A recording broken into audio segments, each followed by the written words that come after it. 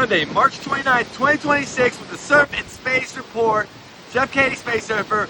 SpaceX Falcon 9 launch this evening, 5:15 p.m. with a 4-hour window. Probably going to get delayed a little bit from this wind, but it's going to be a go. As for the day and the waves, victory at sea conditions, 5 to 8 feet, maybe 18 feet, actually more like 8 feet. Low tide, noon, crazy conditions out there. Go get wet if you want to, but be careful. Very dangerous conditions. Supposed to tell you that part. Like and subscribe to the channel because you know you're a responsible person, and have yourself a great weekend. The Surf Clubhouse is doing great. Come check it out. See you soon.